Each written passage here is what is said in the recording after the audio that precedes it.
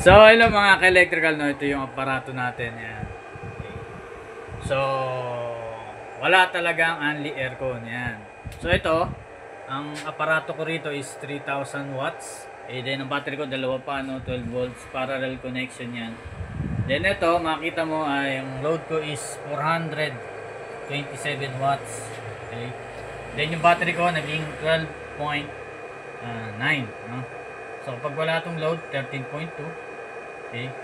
So, then ang hard disk ko is dito, yan, 155. So, alas 9 lang, no? Then, yung solar panel ko kasi dito ay nakatago pa, no? Yung 550 watts, may mga obstacle. Pero kung sa inyo, mga naka-expose talaga o nakatampak sa araw, ay mas malakas yan. So, itong sa akin, compare dito sa akin, no? So, hindi ko pa inilalagay sa mismong taas to dahil nga minsan dinedemo ko. So, ito, kung i-visualize natin na 1 horsepower, no, 900 watts yung makikita mong load dito, no, aircon. So, yung battery mo dito babagsak ng 12.2, which is hindi na healthy masyado yun para sa LiPo4. No? LiPo4 kasi ang mismong nominal voltage nito is 12.8. Okay? So, while using 12.2, ang mangyayari, masyadong drain ng battery mo nun. No? Talagang inihigop mo maigi, which is hindi healthy yun masyado. Okay. So, yan. Ito ang pinaka sagad mo na 12.8 at kapag short period of time, no? Rice cooker kasi 20 minutes to 29 minutes, no? Okay. So, lalo na kung i-aircon mo to, no? Tapos sasabihin only 12.2 yung battery mo, madaling magagraduate yung battery mo. So, yan. Ito yung setup natin na ganyan. So, hindi pwede sa aircon. Heater, no?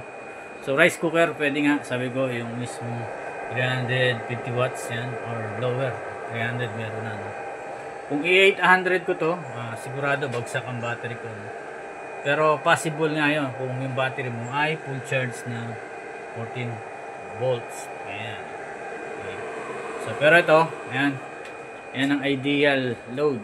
So, nararamdaman mo naman yan kung ano yung kaya ng battery mo, no? So, sa aparato, walang problema, kayang-kaya ng aparato. So, battery talaga ang magdadala sa load mo, no? So, kung apatin natin yan, siyempre kapag inapat mo naman yan, problema mo naman yung charging. Kailangan, yung solar panel mo, dadamihan mo.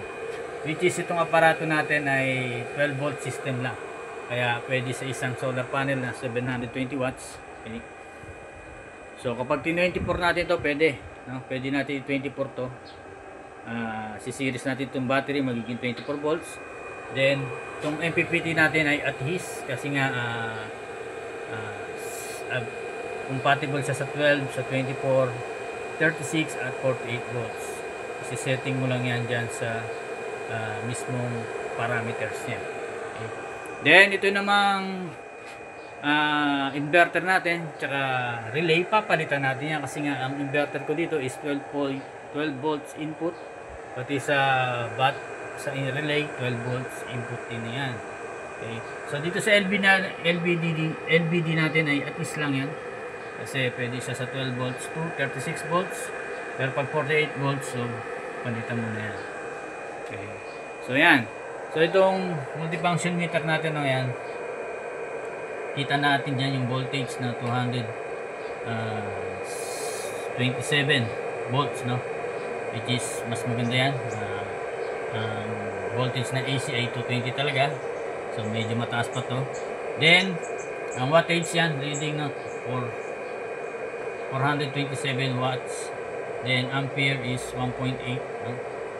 So, sa 220 no? Pero pag dito sa breaker natin, no? So, kung 50 yung nilagay mo dito, o yung dati kong existing na 50, so, hindi ka pwedeng mag-rice cooker doon. Magti-trip lang yan dahil mag-iinit. So, ito, tinaasan ko nga 120 5 ampere note pa. So, dinesign ko to para na pwede sa rice cooker din.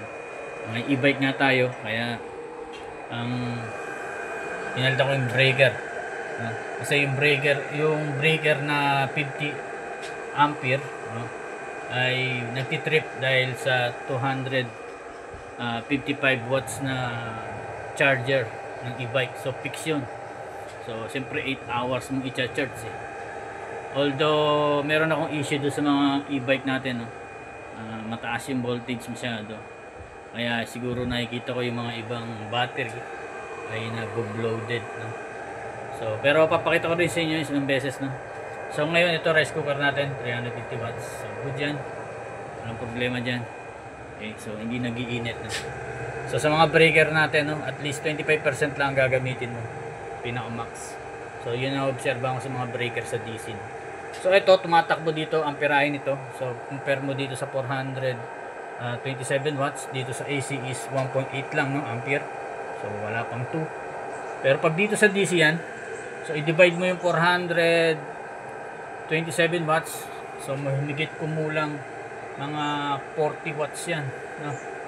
Yung tumatakbo dito sa DC. Kaya iba yung amperahe dito, mainit yan, malakas. So dito sa AC natin mababa lang dahil converted na. Okay. The lower the voltage, the higher the ampere. The higher the voltage, the lower the ampere. So yun, nakinig ka. So salamat ulit sa pagsuporta sa aking page. So thank you, God bless.